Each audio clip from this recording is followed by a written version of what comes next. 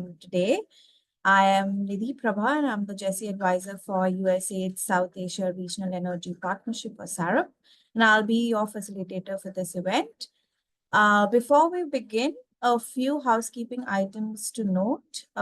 This session is going to be recorded, and I encourage everyone to share your questions or concerns or any queries in the chat or in the Q&A section, and we will address them during the interactive session at the end.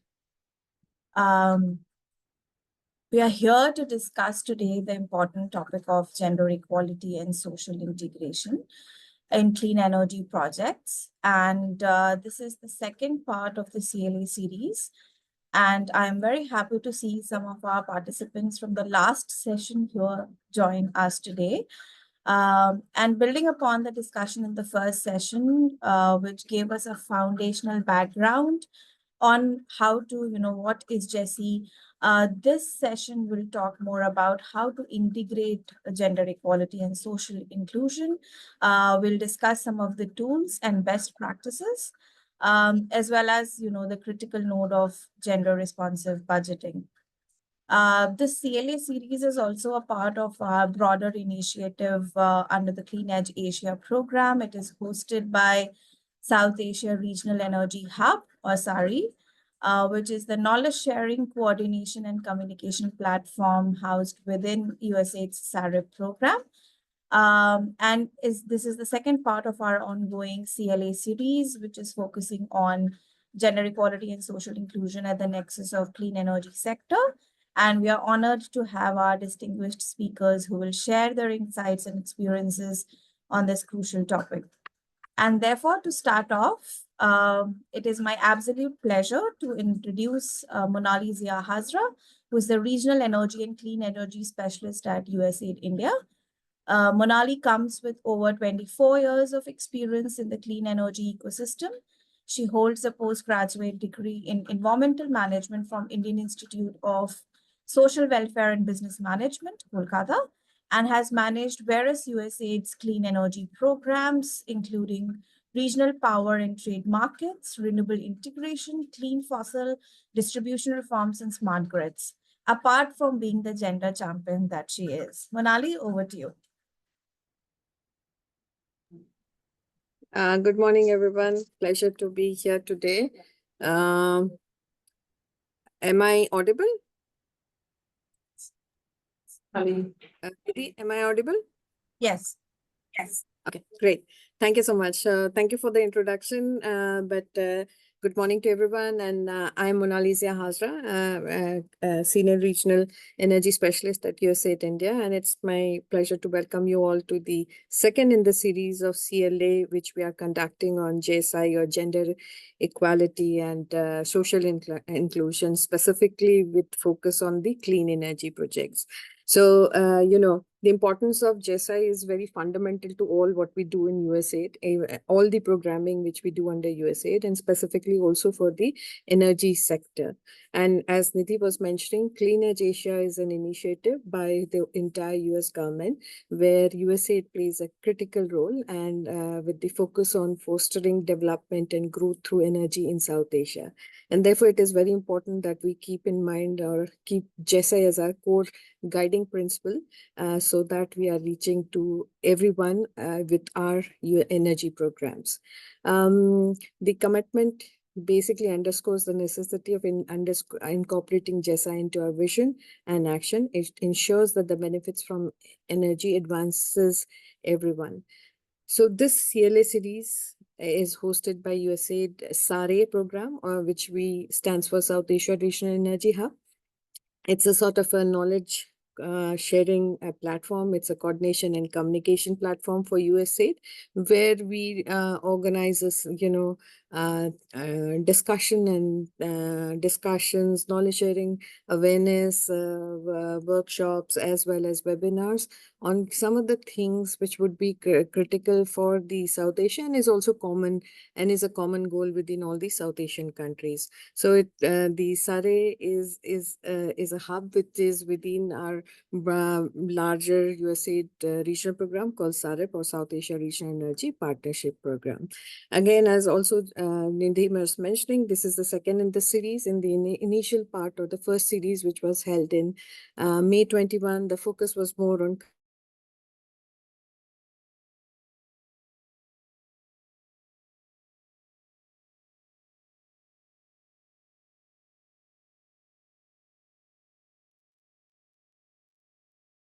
I think we have lost Monali because of some power glitch or something.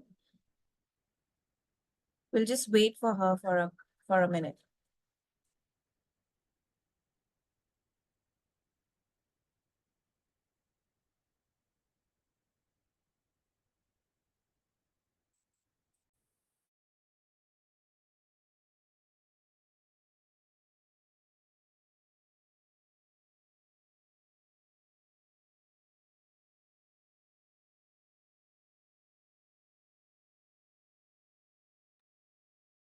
I think it's the Delhi.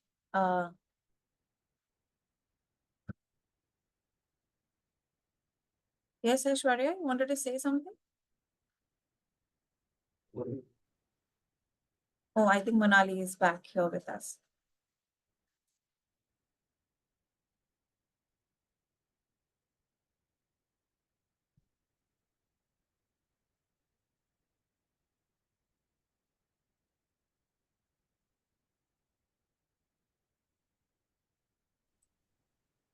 Hi, Monali. Can you hear us?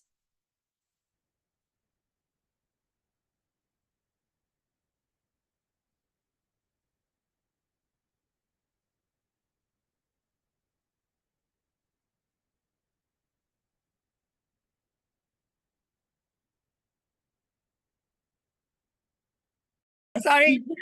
Yes, we Yeah, can I'm hear so you. sorry. Yeah. Imagine we got a power cut in the embassy and then Yes, all I went black. assumed so. I assumed so. I felt the same. So I told the participants. But please go Yeah. on. Yeah, I'm so sorry. Apologies for the, disconnect in between. But, as I was mentioning, this is the second series. The first one focused more on the knowledge and practical tools that, just creating an awareness in terms of GESI. So this is, now I'm also kind of flustered with the brain. It's okay. But yeah, sorry about that. I'm turning on the mobile even as the system comes online. So, as I mentioned, that the first one focused more on the GSI awareness and fundamentals, and we discussed the baseline on gender and energy in the South Asian region with an introduction of GSI integration approaches. We also underscored the importance of diversity, equity, and inclusion in the workplace, especially in a male-dominated sector like energy. And today's session is takes one step further in terms of looking at JSI integration in specifically with the clean energy projects. It builds on the discussion from our last session. It will dwell deeper into the practical tools and methods for integrating JSI at the project design stage. We will explore best practices and real-world examples that demonstrate successful JSI integration with specific reference to energy project. Additionally, the our esteemed speakers, will also cover crucial component of GSI integration, such as gender responsive budgeting, which ensures us that financial resources are available or allocated equitable to achieve the GSI outcomes as well. The CLA series, overall, the CLA series aims to enhance awareness and deepen understanding of JSI concept among all stakeholders. And our goal is to equip the participants with knowledge and practical tools needed in order to integrate JSI principle into their work. So one of the things, and also we struggle in as a professional who's working in the energy sector, we know that, initially there was a lot of, since USAID focuses on integration of JSI, but we used to struggle in terms of how do you do it? You want to do it, but how can we achieve that, right? So that was always a challenge for a professional who is working on it. So hopefully this CLE series will help you do that. It will give you that sort of knowledge and also practical tools in terms of how do you seamlessly integrate JSI principle in your core energy work. It's not like something additional which we are doing, but rather something integrated within the whole activity or our interventions which we do on clean energy. Hopefully this will give you a better understanding on, where are the critical stages during the project design, implementation, where GSI consideration should be taken into account, where you need to budget for gender and so on and so forth. So this hopefully, along with the next session, which is scheduled for July 25th, which is more on the monitoring and evaluation. So now you have integrated, how do you collect information and do a better reporting?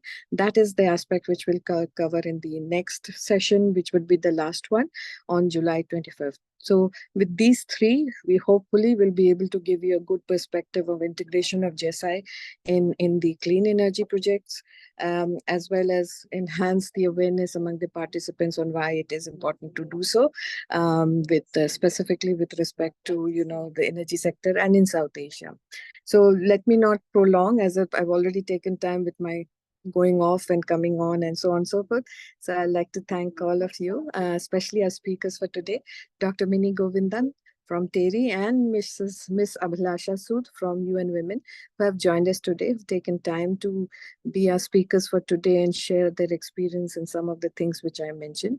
I look forward to a very insightful and engaging session. Thank you to all the participants who are committed enough to join for this discussion. And we look forward to, beyond the presentation, also some interesting discussion on this theme. So with that, let me turn it back to you, Nidhi. Thank you so much. Thank you. Thank you so much, Monali, for that overview and introducing the hub, as well as, give the background and vision for our CLA series. So without further ado, it is my absolute pleasure to introduce our first speaker for today, Dr. Mini Govindan. Dr. Govindan is a senior fellow at the Energy and Resources Institute, TERI. She holds a PhD in development studies from the Institute for Social and Economic Change, ISEC, Bangalore. She has over 2 decades of professional experience serving as a social and gender expert in various projects related to energy, gender, climate change, water, and sustainable development. Her expertise includes stakeholder assessments, community engagement, and mobilization, as well as gender mainstreaming. Dr. Govindan, we look forward to your session. Over to you.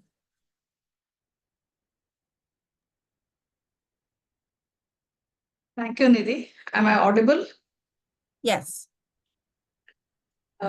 Thank you for having me here today. And let me share my slides.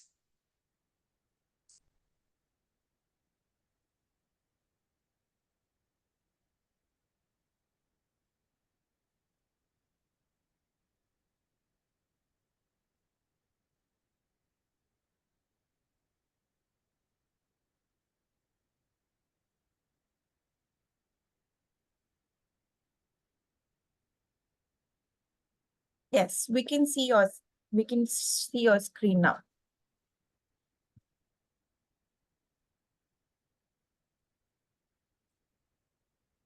I'm not switching on the camera at the moment, probably for the connectivity sake. Sure, that works. Yeah, and maybe towards the end, I would like to, Yes. switch on the.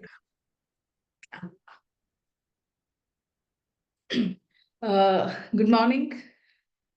And yes, as Nidhi was telling me to, talk about some of the experiences, from field, which we have gathered over a period of time about the processes, the procedures, and some of the challenges, associated with the gender and the social inclusion, largely in the context of the energy projects.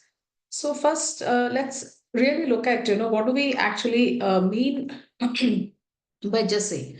I mean, it's not something new to all of us. I'm sure everyone in the audience know what is GESI and why it is very important. How the GESI promotes the whole, inclusiveness, and its main focus is on empowering the excluded individuals. And who are those excluded individuals? We talk about, it's not just women. When we talk about the social inclusion, it's also, we have these days we also talk about social identity, different sexual orientation, disability, age, and some of the vulnerability that's arising because of geographical disadvantage, People could be marginalized because of certain political identity, and they also can experience vulnerability because of their economic status. And all those vulnerability and exclusion are dynamic, it's much layered, and often they are overlapping. And that's when we find layers of marginalization. And we all know that, the disadvantaged groups, they are disadvantaged. It could be because of innumerable situations. It could be historical, or it could be the current situation, which is causing that deprivation. And often we find these communities, lack resilience, and also they are unable to avail certain benefits and resources. So coming to addressing GESI, like it's very important to incorporate the whole gender equality and social inclusion component, because it helps, the studies have indicated how, incorporating all the marginalized and the vulnerable can play a very important role as a change agent along the multiple segments of the energy value chain. I mean, when given appropriate training and support, the vulnerable and the marginalized can take up, the whole, the operation, construction, being part of the management, and take up entrepreneurial roles and the leadership roles. And anytime in any of the energy interventions project, which one should not, view the vulnerable and the marginalized only as an end recipient of any beneficiary program. Rather, they should be part of the entire value chain. That's what the whole concept of GESI talks about. And this involvement of the women, the vulnerable, the marginalized also takes cognizance of the larger global debate of, just transition and energy justice, or energy ethics, which advocates, concepts of the equitable, balance in distribution, recognition, and process of energy, transformational benefits and constraints. All the benefits has to be equitably kind of, shared among all the different stakeholders, and the constraints as well should somehow, be taken up by all the stakeholders. So that's what is the backbone of the whole GESI aspect. So let's really look at, what do we actually mean by, when we talk about, gender inclusion, social inclusion, all of that, we need to have a broader framework.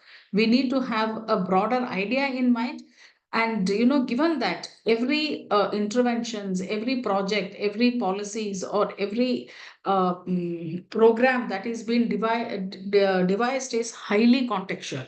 So often, a lot of tweaking needs to happen depending on the context, depending upon the nature of the project, depending upon the beneficiary, depending upon the stakeholders, whoever is involved in this whole aspect. I mean, having said that, we still need a broader framework. We still need to have a broader skeleton to work our basics on. So the main aspects, which comes as part of the gender and social inclusion, or the inclusion of the vulnerable, consists of, four important stages. One is the conceptualization, then the formulation, then the actual implementation, and we also have to incorporate the monitoring and evaluation, because that's what tells us where we progress and how do we progress. So right at the conceptualization stage, for any of the gender related and the inclusion projects, or for that matter any of the projects which has larger and wider impacts, it's very important to delineate gender specific, policy goals and outcomes right at the conceptualization stage. We cannot think about, that the programs or the intervention should benefit everyone at some point, and then start, adding something, and then trying to, merge that with a broader objective. That will not work. If you really want to, have equality and an inclusion goal, then right at the conceptualization, it's important to delineate gender specific policies or goals or outcomes, and it needs to be institutionalized. the inclusive strategies needs to be institutionalized right at the conceptualization stage. And the most important aspect is to form a gender advisory team for this whole project, and the budgetary allocation. I know the next speaker would take up, the budgetary aspect in a more broader way. And once the conceptualization, once a project or program is conceptualized, then the next comes the actual formulation, like, how do we exactly plan each and every, inclusive work. And that's the stage where one needs to come up with a very detailed gender mainstreaming action plan, and that action plan will um, built upon the situational analysis. What has been the existing situation on ground, what is the existing policies already around, and what are the interventions that's been already carried out. That will take a lot of baseline information into consideration, and that's when a gender mainstreaming action plan needs to be formed. And that action plan should also have a broader gender objectives, and what are the targets, and what are the indicators that is required, to achieve that targets, and how do we know if those targets have been achieved. So, and monitoring, evaluation, and results framework needs to be developed right at the formulation stage.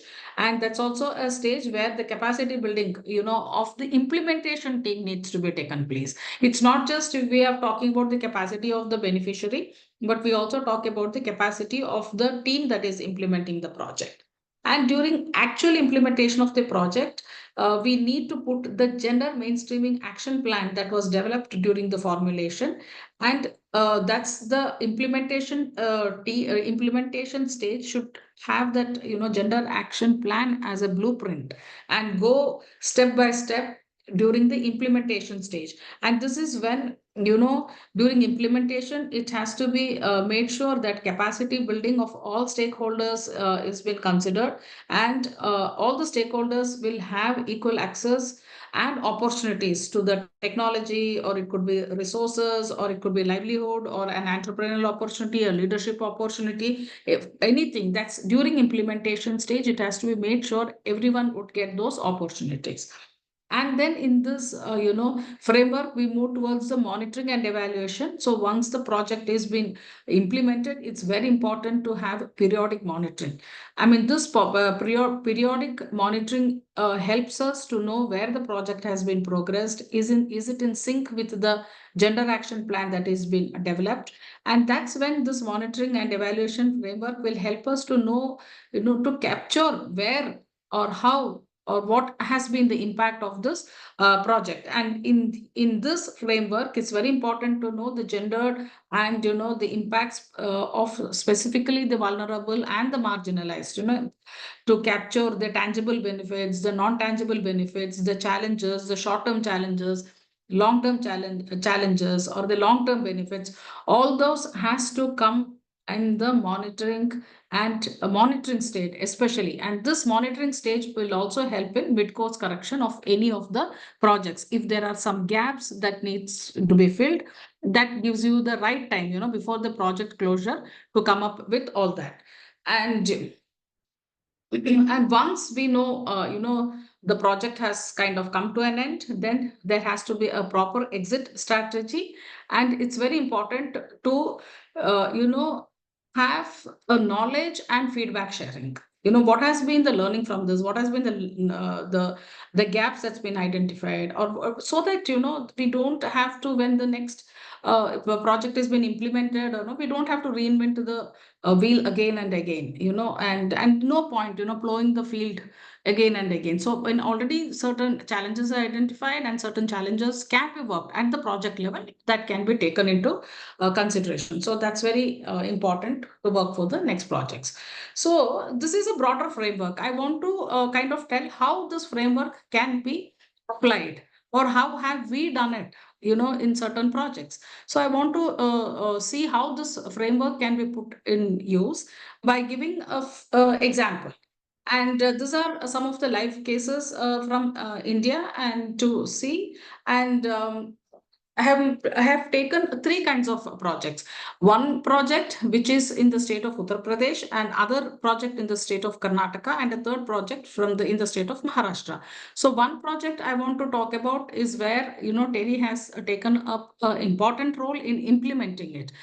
This is one of the philanthropy project which we are doing for the IKEA Foundation, and we are implementing it. So that's one something, and it is a live project which I want to quote.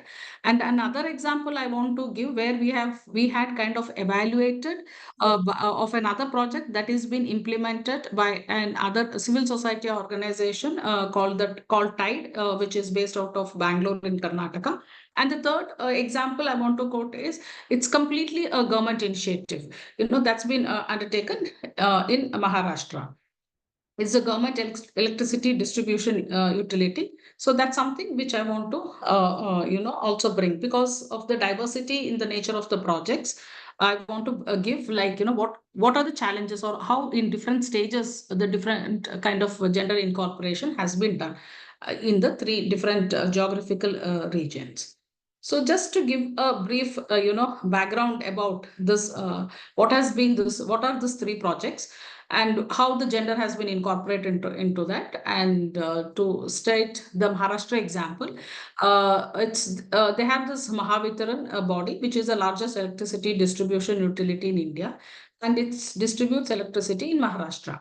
So, as a policy to promote, gender empowerment, women empowerment, and equality, the government introduced a policy of 30% reservation for women. And here the 30% reservation was mainly for certain technical jobs, like women are recruited as line staff, operators, vigilance squad. And there are also certain, groups that is being formed, it's called Vidyut Sahayak, Upkendra Sahayak, Damini Patak, Tejaswini Samiti. All this has been formed at the policy level, where, women are trained to work as life staff, line staff. They are also trained to work as, someone who can repair transformers, fix electricity poles, fix live cables. So that's something, women have been given training on that. And also women are recruited along with men as substation operators. And they've also constituted a all women's vigilance squad to address, some of the consumer complaints, check meter reading, and even the collection of the bills. And because women have been recruited in unconventional roles, all those activities were earlier kind of undertaken by men. So the government also constituted a resolving, committee, where, they can also go and address, give their grievances. And so here, the men and women, they undergo training without any discrimination to deal with all this kind of, technical gadgets and technical training. And in this, women are especially given, counseling to change their whole mindset, because it's something very technical they would be doing. I mean, to begin with, they need to wear a uniform, just like the men wear, because only a uniform will help a woman to climb up the poles and to fix certain things. So these are the, a very proactive activity undertaken by the government of Maharashtra. So coming to the next, example from Karnataka, and here the Tide, which is a civil society organization, they launched a cook stove, an improved cook stove known as the Sarla stove. And this main program aim to provide income generating opportunities to rural women. And here the Tide carries out the awareness program in the villages, and interested women are trained in, stove making, in stove production. And whoever successfully completes the training, they are given an opportunity to make money by building stoves in the villages. So that's the kind of support, because here they did not want to make women only as a beneficiary of stove, rather they wanted women to be the stove building and to become entrepreneurs and to train other women to build stove. So these are the kind of opportunities that was given to women, and women go from house to house building the cook stoves. And some of the successful women also become trainers, and they train other women to, in cook stove building. And all the material support is being, material that's basically the mud and bricks are contributed by the household, and the remaining support is given by the tide. And here the woman get managed to make an income by building those cook stoves. So the kind of they get paid for the skills because they are trained to build stoves. And here, this program was quite a successful in Karnataka, and that's also because this stuff did not really involve women to make any big behavioral change. Since it very much resemble a traditional stove, and also it offered a lot of flexibility, in types of fuel that can be used, and those aspects. So this is considered as one of a very flagship project by the Tide, and a lot of women have. Under households basically have undertaken this benefit, and it's also given an entrepreneurial opportunities for the women. So that's why this program is considered quite a successful in Karnataka. And coming to another a flagship project which is undertaken by TEDI, we a couple of interventions we had carried out, but one I would like to quote here is an example from the state of Uttar Pradesh. And this whole project revolved around, providing renewable energy solutions for improving, production and income of micro enterprises. And one of the enterprises uh, we selected was the silk weaving cluster of Varanasi, where we have undertaken solarization of the power looms and mechanization of certain handloom activities. And we have targeted households with irregular electricity supply, which affects the production and the quality of the products, and where we have given them, customized solar systems. And these interventions has been particularly undertaken in the Momin Ansari weaving community, who are traditionally weavers and engaged in part of the weaving activity. And we have taken up here because the women already experience, especially in the households, poor socioeconomic conditions with because of their low returns from the product, and they also have limited education and a lack of diversification of livelihoods. And women contributions are mainly kind of labor in this whole activity, and certain small business activities or whatever they undertake also largely goes unrecognized and unvalued. That's the reason we thought, okay, this is an opportunity for us to bring women at the forefront, because they are also, and we can give training them to become master craft master trainers, give them a new training or opportunity to become master weavers, and to diversify their products. So that's something which we thought, because the cultural milieu in this Momin Ansari community also restricted women, to seek active participation in the in labor force participation in diversifying their activities. So we thought, okay, this is the best opportunity for us, to bring women, make them the owners of the loom, solarize their loom, so that they would also get ownership of this intervention.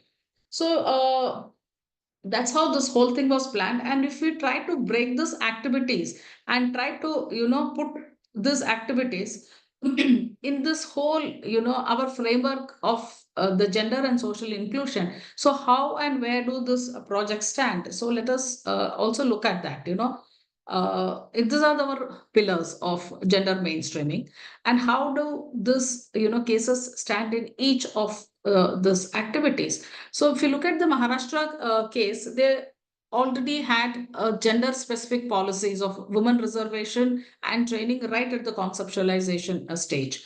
And in formulation also, the the Maharashtra, I mean, the government had, very specific targets. Okay, this many number of trainings needs to be conducted for women to take up a technical, task. And they had also designed specific activities of, the support mechanisms that needs to be given to women. And they strictly follow the gender action plan during the implementation, and training were given to men and women equally who are involved in this whole aspects. And the Maharashtra also, government maintains a very, disaggregated data on training and recruitment. They also constituted grievance redressal during the monitoring of how this progress has been projecting, and they also had a kind of knowledge and feeding and feedback sharing mechanism. It's small mistake of written Uttar Pradesh. It's a state of Karnataka, and okay, let me just. Even if you really look at the Karnataka example of the tide, which was undertaken by the tide, they also had a situational analysis plan in place and properly planned for gender objectives and targets. During the formulation period, the Karnataka also had gender-specific objects and designed activities which encouraged women to become cook stove builders. And here the women were also given that training, and women also earned a sum for building the cook stoves. So Tide being very active in this field, they undertook a very regular monitoring to see if all the women who were trained, are they practicing it, and what has been their targets, are they been able to make extra money, and what has been their entrepreneurial experience. So this is the Karnataka example. And the Uttar Pradesh of the weaving community, we also undertook a thorough situational analysis, and we had a gender advisory team in place. And during the formulation stage, we had gendered objectives and targets. We planned training for both men and women. And during implementation also, we gave equal access and opportunities of the technology, of the whole solar technology, to both men and women. And we had a proper monitoring framework and result indicators to see how we are progressing on this. And now we are almost closing this project, and we have produced a lot of knowledge outputs, and which we have published and put all those in the public domain of our own experiences of how well we could incorporate gender. So this is the broader framework and how each of these programs have performed under the different steps. And a deeper look into this gives us the bigger impacts. In Karnataka, it has definitely, added women, given them an independent source of income who are otherwise, dependent as some casual laborers in agriculture and some allied work. And more than anything, this had also given an agency over the income they earned, and the women were able to invest in a bit of gold ornaments, some of them said, and also in children education. I mean, that's nothing new. In most of our studies have said that whenever a woman makes a little bit of an extra income, they spend on children. And the woman also said that because they became an entrepreneurs, they had a better reputation within the community, and some even got elected into panchayats and some temple trusts. So that helped them. That's some of the non-tangible benefits of this program. And Maharashtra, women excelled in meter reading and identification of theft, and they were very prompt in collection of electricity bills, and very mercilessly disconnected the supply of default consumers.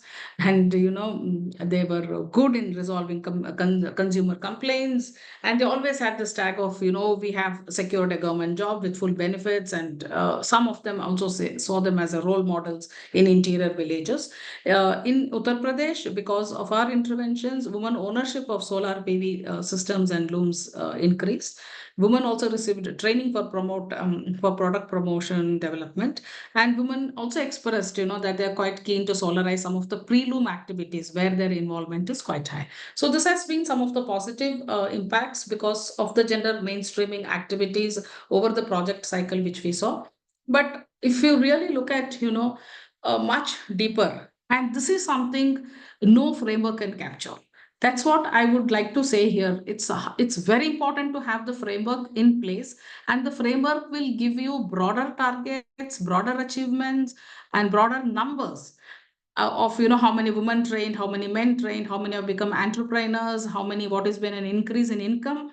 Those are important for any projects to be termed as success stories, to say it has made a big mark on the field. But then some of the issues are much deeper, that goes beyond the project planning, and that's something which one needs to pay attention, which no gender framework or no such kind of things would actually capture, because in Karnataka, apart from the good numbers which we have got from the implementing organization and our own field work, an important aspect that cropped up is the issues of caste. The cook stove builders who were trained, they could only enter the homes of their own caste.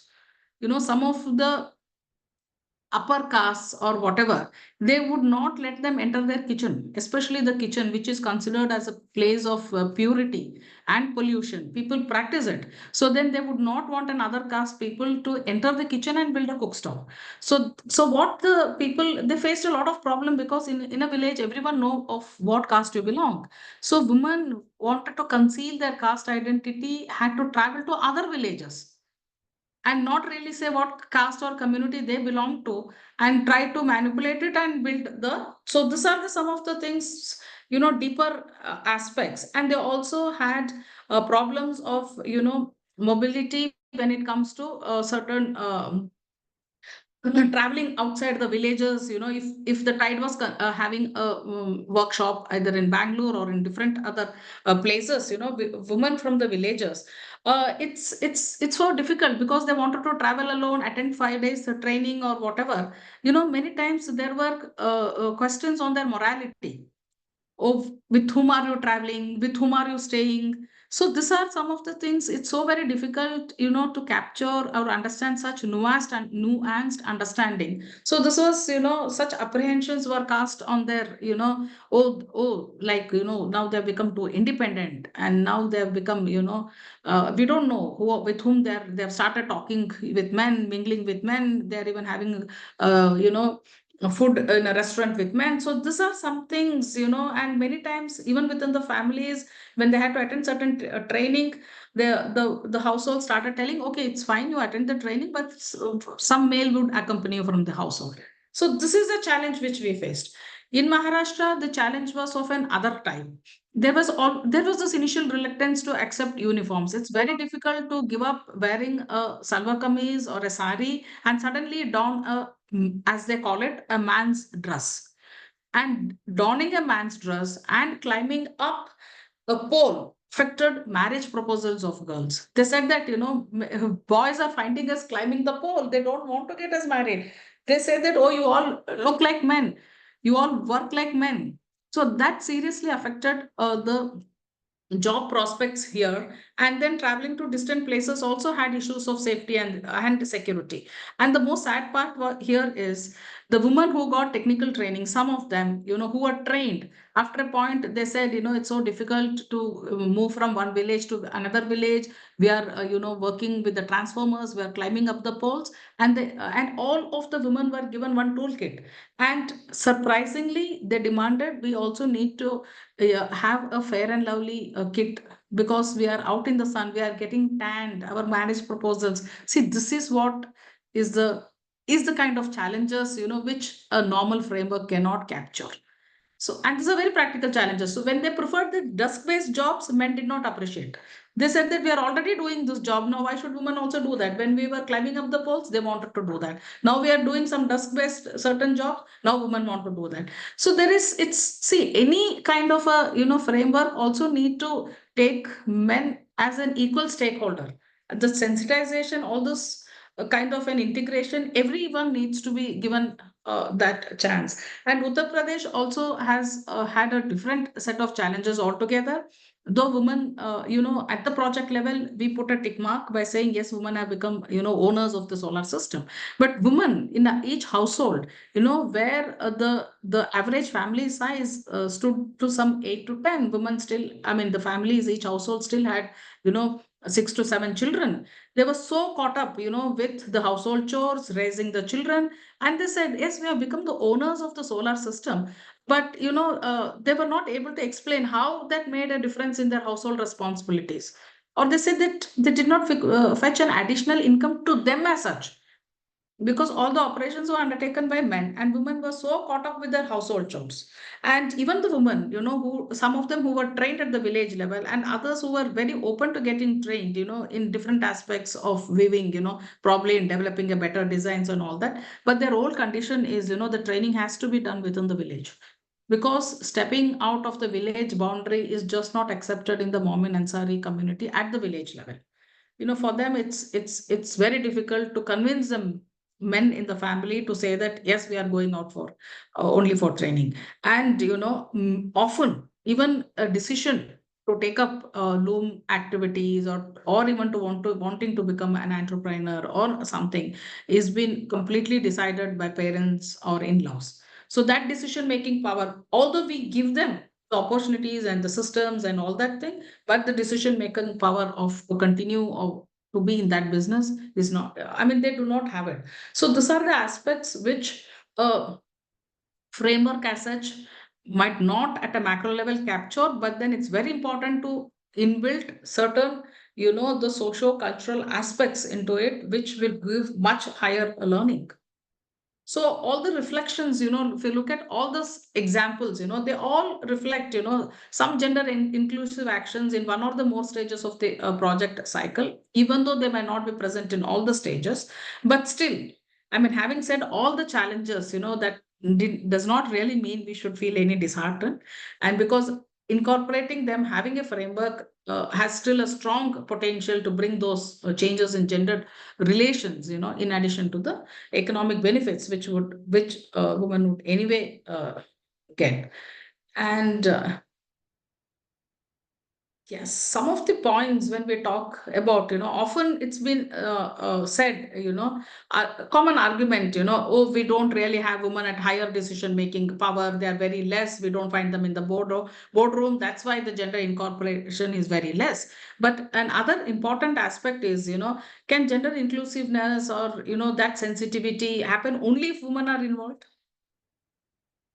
If men also hold such positions, such things don't happen. Or if women take up that leadership and at a higher decision making, will all this inclusiveness automatically happen?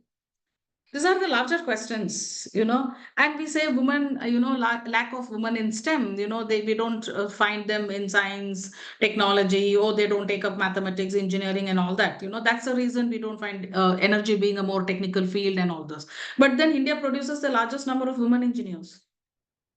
So then where are they? That's what the data tells, women producers. So we can't be all the time telling no, women are not taking up engineering stream. They're there, but then where are they? And then we say, oh, we do not have, lack of training and capacity building opportunities for women. They don't have at all. I mean, that is also not the case in very often if you dig much deeper, For instance, one of the Surya Mitra solar skill development program, many batches had 50% of the trainees are women, but then they're not visible. Where are they? So these are the broader and larger questions, which we need to kind of think. And every time we say, oh, we don't have women at a higher decision making level. Yes, I think, yeah. Thank you.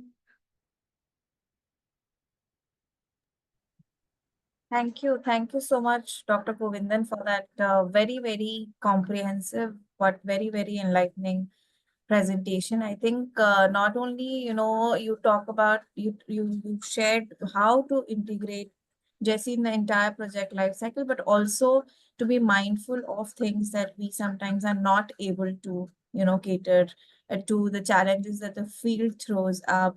And I think those are equally important when we are having such a discussion, because we need to contextualize these factors to come up with better solutions, to come up with better, indicators, and factoring these things, making sure that we make men and the communities as allies when we are coming from as an external, source to kind of integrate gender into their ongoing lives through these projects. So thank you so much for that very, very insightful presentation, and so many things to kind of take away and think about. And in the interest of time, I would like to now kind of move to our next speaker. And it is my complete honor to introduce our second speaker, which is Ms. Abhilasha Sood, who is the Program Analyst for Gender Responsive Budgeting at UN Women India. She is a development practitioner with over 11 years of experience in gender responsive public policy, governance, and advocacy. And she's been with UN Women India since 2017. And currently, she leads the team providing technical expertise to Ministry of Women and Child Development on integrating gender into public finance management processes. Abhilasha, the floor is yours.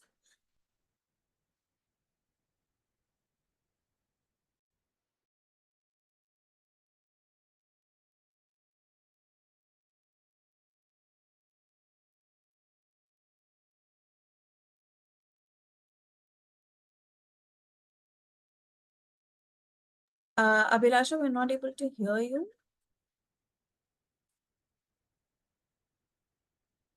Not really. If you're using a headphone, try to maybe reconnect it. Sure.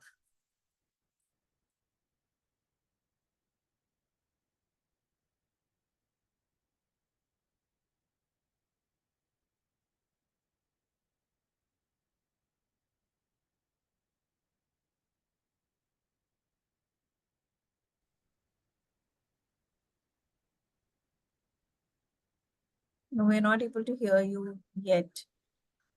I would suggest if you're using a headphone, maybe, or maybe rejoin the link, maybe that can help.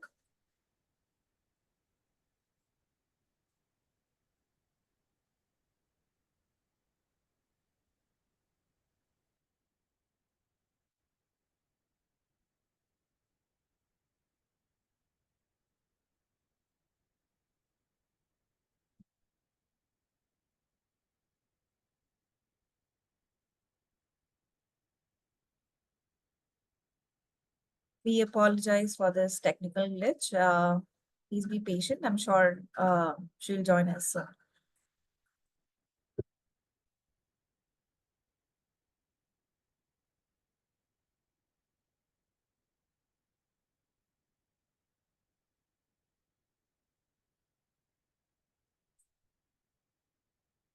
Can still not hear you.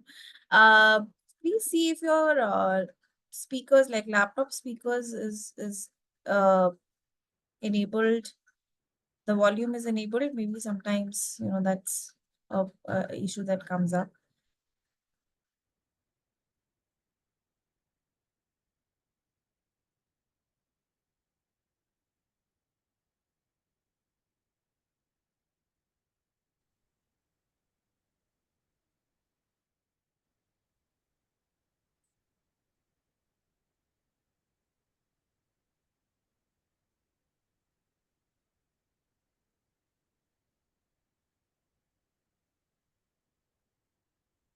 Do you want to connect from your phone and maybe I can share your presentation? Maybe that can be helpful. Let me quickly dig out your presentation.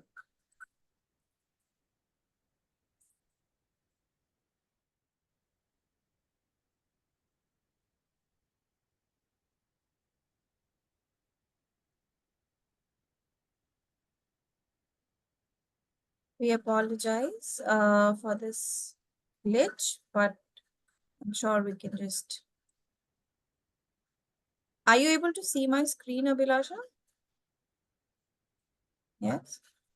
Now if you can just join from your phone so that you can just prompt me to kind of share your slides.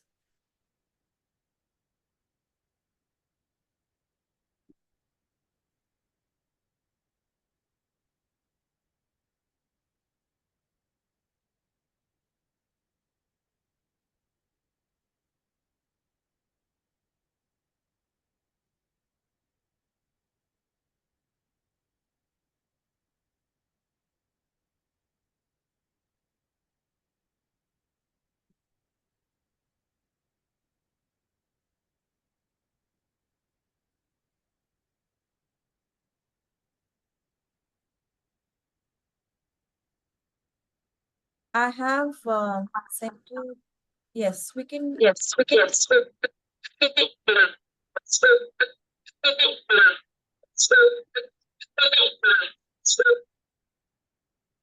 Hi, can you hear me now? Yes, we can hear you. Okay, great. Thanks so much, Nidhi, and I'm really sorry for this. I don't know why the computer audio is not working, although I think you can see me. You can, Yes, right? yes, we can, we can. Okay. So that's great, and I'm going to start. So thank you again for the opportunity to talk about this subject on gender responsive budgeting. And Nidhi, if you'll allow me, is it okay that if I share the presentation, or is it okay for you to do it? If you can share your screen, I'll stop sharing I mine. think I Yeah. can. Yes.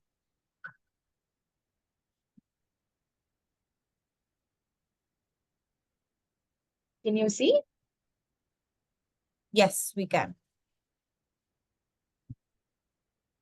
And it's full screen. Yeah, go ahead. Great. A very good afternoon to all present. Over the next half an hour, the presentation is going to focus on basically understanding financing for gender equality as a concept and as a field in which we all work in. Also to unpack and understand what is gender responsive budgeting, um, and why is it important to be done? How do we implement it? And particularly in the clean energy sector, what are the strategies that can be employed for gender responsive budgeting? So just to talk about financing for gender equality. So we understand that gender equality is a prerequisite and is extremely important for sustainable development. It is a separate goal, and it is also a cross-cutting theme across the other 16 goals of the Sustainable Development Agenda for 2030. But we also know that the world is not on track to achieve gender equality by 2030. And there are many reasons for that. There are the reasons are legislative frameworks, socio-cultural norms that prevail, and there are barriers to women's participation in the economy. One of the reasons is also a huge gap in financing for gender equality. And there are reports that suggest that at the current rate of progress, it will take almost 134 years to achieve full gender parity. And this is the recent Global Gender Gap report that has come out that states this. And there are estimates that there is a financing gap of up to 420 billion US dollars to achieve a full parity on 8 gender indicators. And these gender indicators are broadly those that cover female population below poverty, females covered by social assistance programs, maternal mortality ratio, food insecurity, the women's political participation, economic participation. So only looking at 8 SDG gender indicators, the financing gap is about $420 billion globally. But if you look at all of the SDGs, and there are costing exercises that have been done by UN agencies, the financing gap is much larger. So there is a pertinent issue that needs to be addressed here. Having said that, we understand that ensuring gender equality is also economically efficient. So there are many estimates that have been done across the world when we say that if we close gender gaps, it could add up to $12 trillion in the GDP of the world. We know that if there are barriers that prevent women from entering into businesses, and if these barriers are removed, then global GDP could rise by up to 20%. And these are different estimates adopting different methodologies, but the underlying factor is that GDP is the world is not as rich because women are not participating fully, and there are so many barriers to their participation. If you also look at the SDG agenda and the aid that is basically financed to achieve the SDG goals, which is called as the official development assistance. So this is basically the government aid that is the primary source of financing for achieving the sustainable development goals. And there are a lot of efforts to ensure that women's needs, gender needs are considered while providing this aid and seeing how and where it goes to achieve the SDG agenda. And overall, 45% of this aid is said to be gender responsive. But in the energy sector, gender responsive financing is much lower.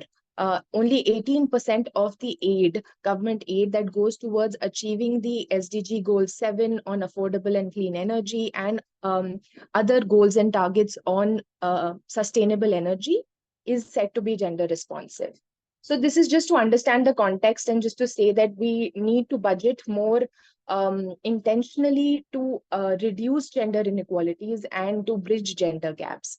And one of the ways to do this is gender responsive budgeting. Um, this is one of the strategies to finance for gender equality. And what does it say? So if you unpack the three words, gender responsive and budgeting, it is easy to understand that basically we are talking about how to ensure that budgets consider the different gender needs, and they allocate and spend intentionally to reduce gender inequalities and further gender equality goals.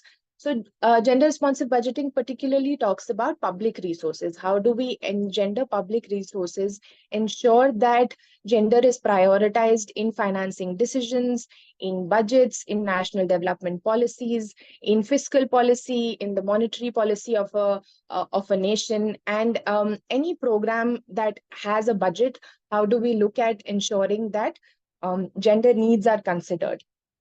So we also always say that gender responsive budgeting is good budgeting. We are talking about effective and equitable spending of public resources. It includes engaging with stakeholders for monitoring the spending of these resources. And that involves collation of gender disaggregated data for budgeting and assessing the impact on women's lives. So without data, budgeting becomes extremely difficult because you need to see where the money needs to be spent, how does it have to be spent, how much does have to be spent to address women's needs. So for that, collation of gender disaggregated data becomes extremely crucial for budgeting, and it forms the basis of budgeting exercises. The question that we often ask is that, budgets as an instrument may seem very gender neutral to start with. But do budgets reach men, women, and diverse genders equally? They do not. And therefore, gender responsive budgeting looks at budget as an entry point for ensuring that gender is mainstreamed in programs and policies. Budgets are not only about numbers, as we know. They tell you where the money needs to go. And it is a statement of priorities. So what gets budgeted often gets delivered as well, is what we believe. So these budgets therefore need to be empowering, and they don't need to restrict you, but to empower and ensure that all gender needs are considered. And any program or policy impacts women, men, and diverse genders differently. So programs aren't essentially gender neutral, they have differential impacts, and therefore the budgets for these programs and policies also need to ensure that these differential impacts are considered. So whether it be roads, infrastructure, employment, skill building, any sector, when budgets are being made, then we have to ensure that the benefits are for different genders are budgeted. To to unpack this a little further, so gender responsive budgeting is not about creating a separate budget for women or for other genders. We are not saying that a parallel system needs to be created wherein you make separate budgets. It's about looking at the existing processes of budgeting and trying to integrate and identify entry points where women's needs are factored in, gender considerations are ensured, and engendering the whole existing process. It does not mean dividing budgets into half. We are not saying that if you have a pool of resources, it needs to be divided as per the population, or it needs to be divided as per the number of beneficiaries that you are going to cater to. So it is about engendering, like I said, the whole process. And it's not only related to women. The previous speaker also highlighted how we need to work with men as well on gender sensitization. So all of that, it's about gender equality across sectors. Mm. The other thing that needs to be also considered is that when we talk about women aren't a homogeneous group. Within gender responsive budgeting, looking at different intersectionalities is also very important. So the needs of women from a different economic class, or persons with disability, or women of different ages have different needs. And therefore, when you budget, all of those intersectionalities of caste, class, age, religion, ability, ethnicity, all of those also need to be factored in. So how do we do this? Every program or any scheme has a budgeting cycle. And this is very similar and overlaps with your programmatic cycles. There is a planning phase, there's a budget preparation phase, there's the execution phase where you spend the budget, and then you monitor and evaluate what you have spent and where have you spent it, to see if it has met the desired objectives, outcomes, and outputs of a particular program. And when we talk about gender responsive budgeting, we look at different entry points in each of the phases of the budgeting cycle. So when you start with planning, when a program is being designed, we say that at that stage, it is important to also assess the different gender needs and understand the context, women's needs, requirements, and from the get-go, ensure that at the budget planning phase, these needs are addressed. It also includes having pre-budget consultations with women's groups, diverse genders, to also ensure that everything is grounded and ground realities are considered. There need to be gender indicators and a process of gender disaggregated data collation during the planning phase. So at the start of the program, your budgets need to be based on a very sound.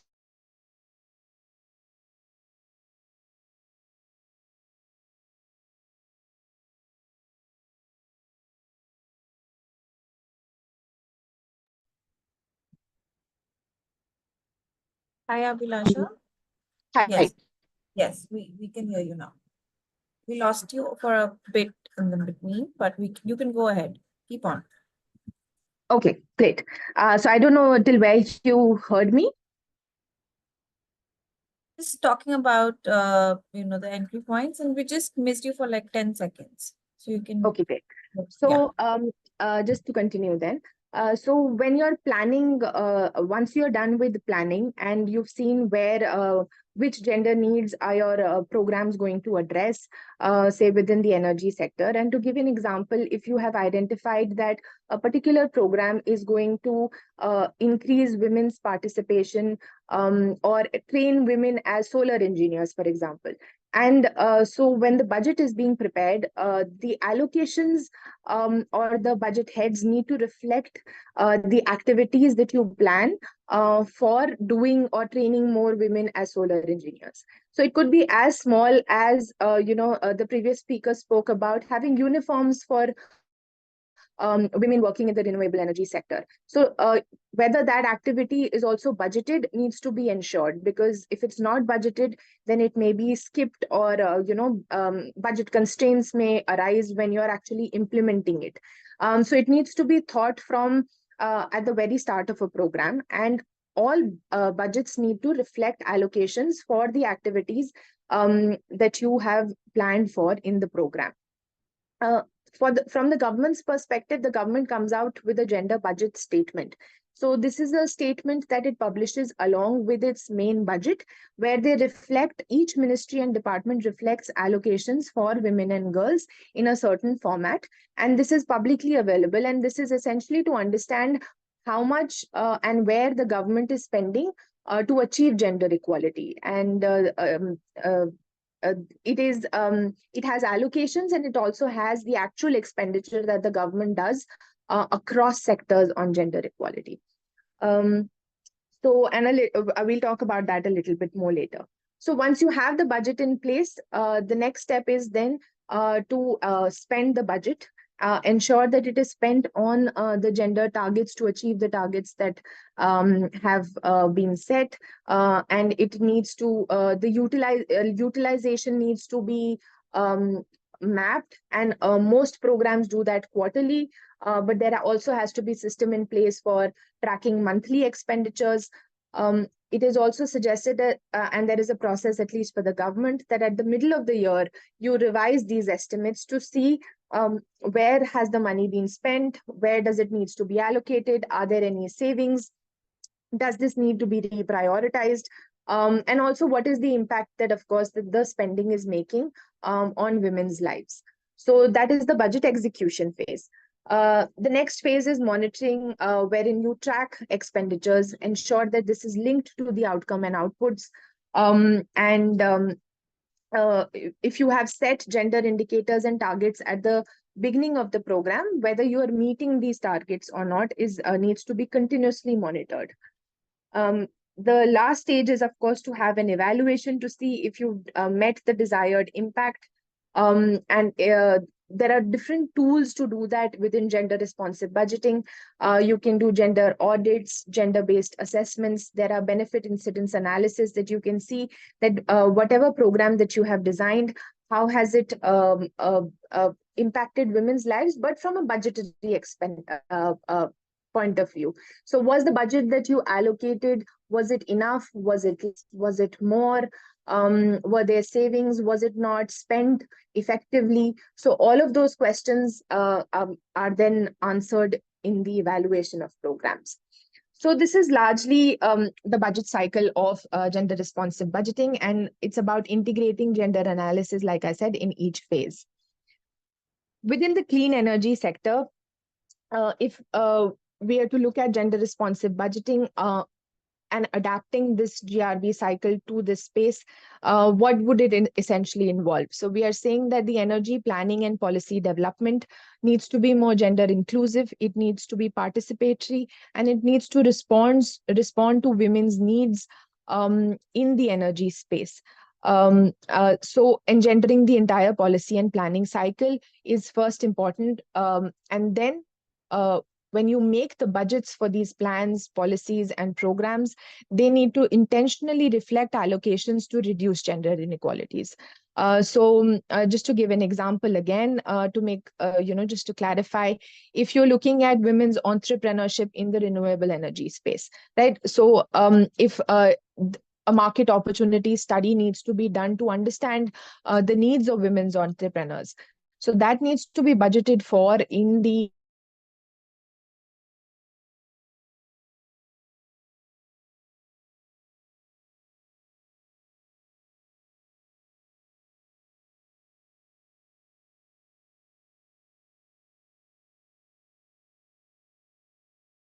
assets and increase entrepreneurship opportunities. Often we see that when we talk about women's energy uses, there is more discussion about their energy use in the domestic spaces. So, for example, having solar drying, using solar cookers, or having clean cooking fuel for their use of energy in the households. While these are extremely important and they reduce women's workload in the household, it's also important to budget for increasing women's productive use of energy. So when we are talking about distribution of energy, we are talking about solar grids or EV vehicles. Where are women in the entire value chain of this productive energy use? And how do we have women as key agents in the sustainable energy space, as consumers, producers, distributors, and decision makers. So the entire value chain.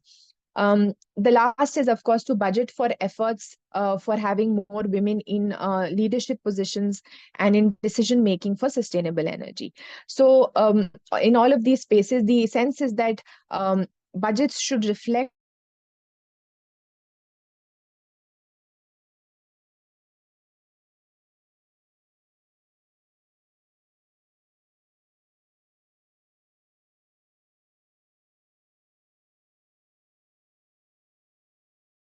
budget of about 13,000 crores. And in for this year, their gender budget is around 6,700 crores, which is about 802 million US dollars. So that is the budget that the ministry has put for and allocated for women and girls in all of their programs. This is approximately 52% of their budget. Till about in the last year, and if you look at the gender budget of the ministry in the last 3 years, it used to be less than 2% of their total budget. But this year, and it's very heartening to see that the ministry has allocated almost 52% of their budgets for gender equality and women's empowerment.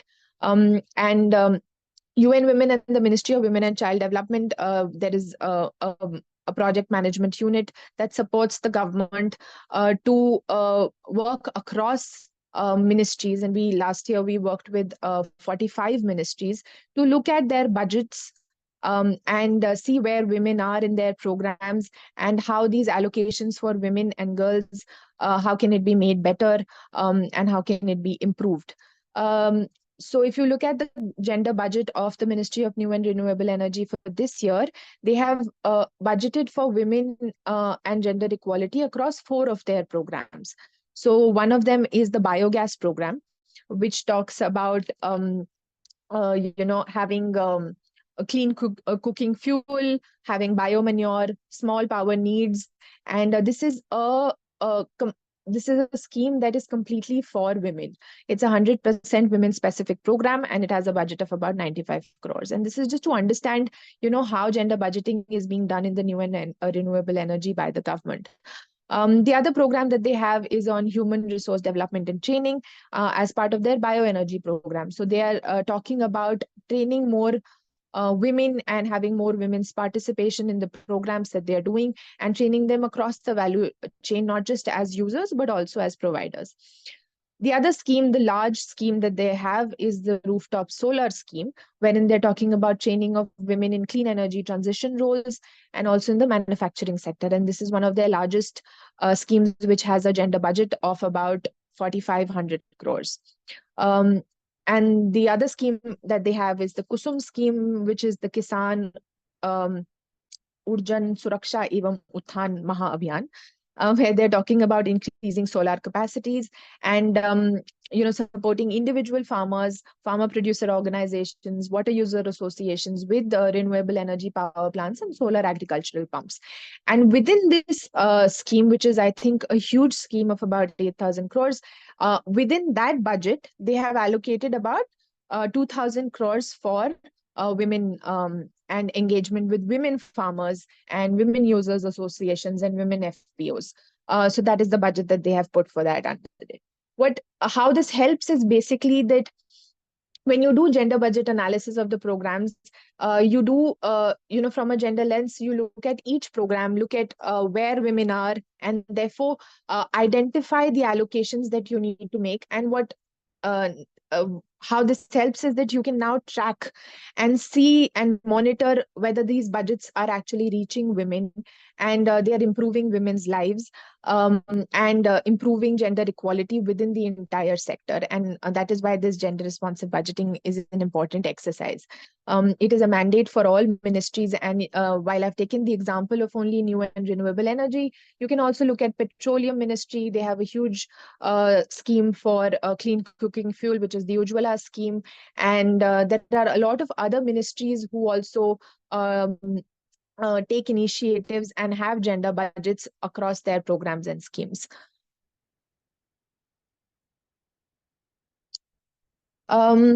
So just to expand on this further, and there are a lot of frameworks and tools to do gender responsive budgeting. So like I said, we have a gender needs assessment. There is a 5-step framework for gender responsive budgeting, and I cannot go into each of these tools, but I'd be happy to share more resources if you'd like to read, wherein Debbie Budlender, she's a public financial management expert and has written vastly on the subject, wherein she gives 5 steps on how do you engender budgets. And this can be for any program or policy that prepares a budget. It does not only pertain to government budgets, but any programmatic budget document as well. There is also the gender responsive public expenditure and financial accountability tool, which is of the IMF and World Bank, and it basically again provides you indicators on how to monitor budgets. So that's another tool that can be looked at. All of these tools basically what they're trying to say is that you have, when you design a program, you have activities, you have outputs, you have outcomes, which are very clearly defined. And all of these need to be linked and be commensurate with the budgets that you prepare. So the intent of the budget has to be very clear, and it should be as delineated as possible, because if it gets budgeted, it will get done. And the budget has to question whether the program is actually going to reduce gender inequality. Is it going to leave it as it is, or will it increase gender inequality? So the intentionality of that budget has to be extremely clear. There are other ways of doing gender responsive budgeting as well. So we talk about ensuring gender responsive procurement, because a large part of infrastructure budgets essentially goes into procurement of goods, of services. So how do we ensure that that is also gender responsive? So we say that can there be quotas for procuring goods and services from women-owned businesses? Procurement policies essentially include gender responsiveness in them, and by design have different ways of either encouraging more women-owned MSMEs to from whom the procurement can take place. You also improve buyers' understanding, how to reduce barriers for women to enter into contracting processes, how to have more awareness amongst women in the energy networks on procurement. So all of this is what gender responsive procurement talks about. Even the government of India now has a preferential quota for procurement from women-owned businesses and MSMEs of about, I think, 2% of their entire procurement.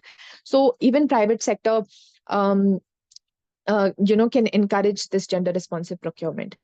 The other way to do GRB is also to do gender audits of energy policies, as I talked about this earlier as well. But how do we look at policies? Where are the barriers for women to enter into it? And do these policies effectively, put out a roadmap for achieving gender equality and have commensurate budgets? Because we often have a lot of targets, gender targets, but there needs to be adequate budget for it. There are some resources, and like I said, I'd be happy to share them. Before I close, I just also want to talk about another way of financing for gender equality. So while gender responsive budgeting is one of the strategies which looks at public resources or government budgets, we also talk about gender-less investing. So wherein we say that you need to also invest with a specific focus on women and gender equality. And this includes largely high impact financing, private sector financing, climate financing, and also innovative financing models that have started to come out, like say gender bonds are being increasingly introduced to have use financial instruments for development purposes. So this whole gender lens investing is essentially saying is that when private sector invests, it also needs to invest in women owned or women led businesses. So startup funds, accelerators, need to essentially look at promoting women-owned MSMEs or businesses, invest in businesses that promote workplace equity, social inclusion, and diversity, invest in businesses that offer products or services for women's benefit. So even within the energy spaces, we see that there is a lack of funding for women-owned energy enterprises. So how is it that we can promote that? And gender lens investing essentially looks at working with funders to make them more aware of these businesses that are there, and to encourage more women to come into this space. In India, there are, I think, 7 out of every 100 entrepreneurs in India are women. So there is, of course, need to have that kind of funding availability for them, and also linkage to markets, market opportunities, all of those resources, financial literacy that needs to be encouraged. I think, yeah, with that, I'm going to stop, and most happy to take any questions or clarify. Thanks. Thank you. Thank you so much, Abhilasha, for that comprehensive presentation on, the entire world of gender responsive budgeting.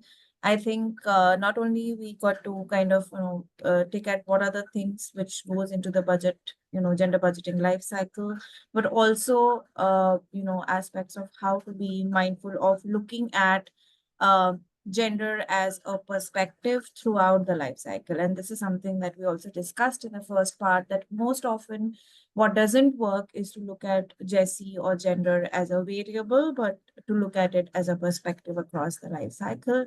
There are certain questions, and we have shot a bit over time, but I would like you to, if you want to take up some questions that have come up in the chat, I can read it out for you.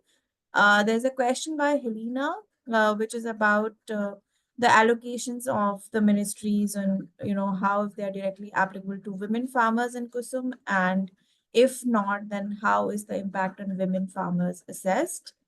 And she wants to know more about it, if you can put some light on it. For others participants as well, if you have any questions, please feel free to raise your hand and we can prompt you, and you can direct your questions directly to the speakers. So, Abhilasha, you can respond to the question on Kusum, and then maybe we can have other questions. Yeah. Yes. So for Kusum, I don't know too many details, but I can share what I know, and I can probably seek more information and come back to you. But what I know is that they're talking about supporting farmers, whether they be individual farmers or farmer producer organizations, group of farmers, to set up solar power plants, and also support them with solar agricultural pumps. And yes, they can, I think, directly apply. And there are a set of forms, I think, and which is available on the government website. And I'll just pull out the link maybe, and I can share it in the chat for you to take more look. I hope I've answered Helena's question. Can you give insight on the clean energy initiatives funded by USAID? I think that will require me and Nidhi to work together probably a little bit to understand your program more. And most happy to support in any kind of brainstorming that the team would like to do. Sure. There's one question that has come up as well for gender responsive budgeting, which is, what are the challenges perhaps you failed? If you can give us some insights from your, experience, that would be helpful. Sure, yes. Gender responsive budgeting, it's a fairly new subject, in the sense that it's about 2 decades old in the world, and this is an upcoming subject, and there are tools and mechanisms that are still being developed to link, programs with budgets. So 2 challenges, biggest challenges that we often face are, one is about costing. So even if you know that supposedly you have to include more women in the value chain, how do you know how much to budget for it, right? How do you arrive at a unit cost per person or for a community? And you can say that, yes, this is an adequate budget that needs to be done if you want to increase, say, women's participation in the renewable energy sector. So costing is essentially one of the challenges, but it is there are tools to do it, and it has been done in various programs, and so that's one. The other is about gender. We often face challenges in the infrastructure sector, because, for example, a road is being developed, or there are solar lights that are being put, right? So, and there are huge budgets for infrastructure. How do you ensure that this infrastructure is gender responsive? It responds to the needs, different gender needs of different genders. I mean, yeah. So how does it respond to differential gender needs? And this is often seen as, a gender neutral sector, like I said. So roads are being made for everybody. They are universal. But if you dig deeper, the way women use roads is different from how probably men use roads. Their safety needs may be different. And there are studies that say that if you put, say, street lightings closer to each other, that means more street lights, and that means more budget, that it might actually be safer for women. So it's very nuanced. It's very, so, you have to dig in a lot deeper to ensure that gender responsive budgeting is applied in the infrastructure sector. So two biggest challenges. Thank you. I think that was enlightening, because as we say that sometimes, and as Dr. Govindan also was sharing, that sometimes it is important to, while having the frameworks and having these set tools that we use in our programs and projects work, but we need to be also mindful of what the field throws in, what the context is like.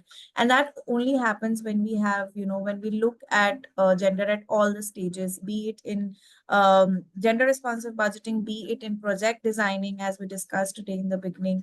So thank you, Abhilasha, for your comments. Any more questions from the audience? There are there's a question which is about challenges in bringing regulatory bodies on board to institutionalize. Not only, I think it is a question that can be for both the speakers, which is because, Dr. Govindan also spoke about how it is important to institutionalize, such the gender lens.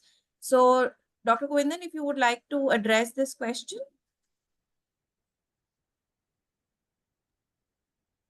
Yes. See, when we say about, in bringing regulatory bodies to institutionalize it, no, it's about institutionalize the gender inclusiveness in it, right? The legal regulatory policies. So many times, when a lot of policies are being formulated, that's where this everybody needs to institutionalize it, bring those aspects into, or those has to be inbuilt.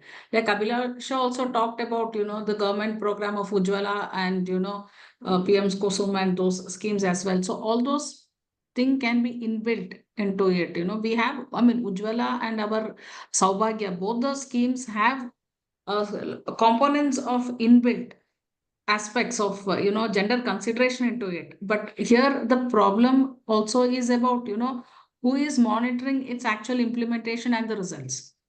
It's one thing to have institutionalized aspects to it, which is the first step and which is the most important step. And next is also to look at what has been the results or the challenges of it. So that's very important to gather that as well. Correct. I think, yeah, thank you, Dr. Govindan, to address this question. And as some of our participants have also put in the chat, there are various ways where, when women are employed in the sector, how there needs to be certain consideration about the built environment as well, right? So when we're talking about employing more women in thus infrastructural sectors or clean energy sector, we need to also be mindful of how the built environment supports their employment. Are there usable gender toilets, gender, whatever, segregated toilets near highways, petrol pumps, etc. So thank you for that comment, Sudeepa. I think we will, before closing on and, giving the vote of thanks, I would request all our participants to switch on the cameras so that we can click a photo, group photo.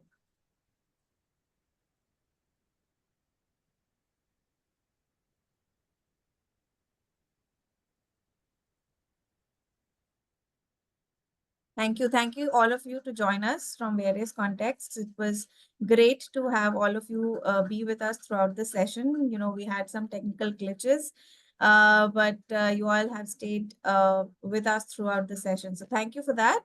And I'll ask my colleagues to please do the needful. Aishwarya, please. And then we will Yeah, take sure, Nidhi. questions. Yeah. Yeah.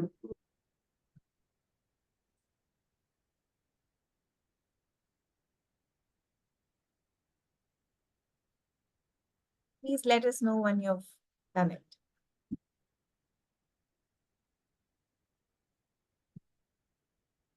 Sure, just a minute.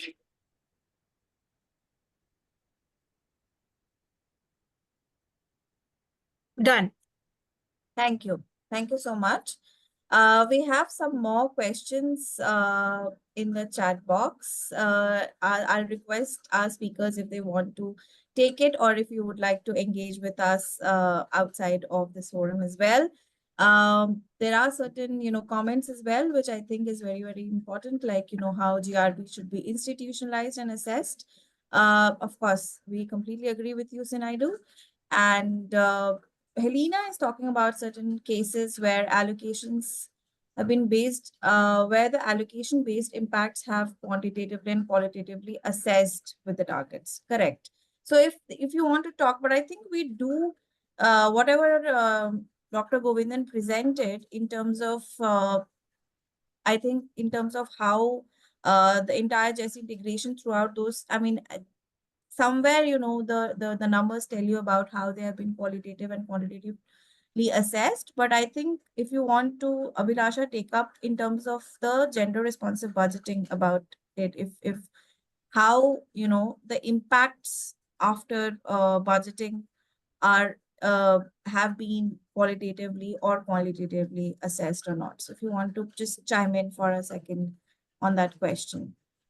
Sure, I was just responding to it in written, but yes, of course, there are various studies, gender impact assessments, gender audits that are essentially done to see that the physical targets that you set, they also have financial targets, and how do you meet that, and how do you then assess the impact, desired impact on women and women's lives. And I can share in a few resources if you'd like to read more about specific programs and specific studies that have been. And Nidhi, I can share those resources with you, and maybe you can pass it then on to the team. Sure, that works. So thank you everybody. Of course, we have some important questions, and these discussions, these are discussions which can keep which we can keep having, because these are, as we discussed, it takes time to kind of keep knocking the doors on the GESI agenda to push it. And I think whatever questions our audiences have, you can please engage with us. We will share the summary and the details of the session today as well with all of you in due course of time.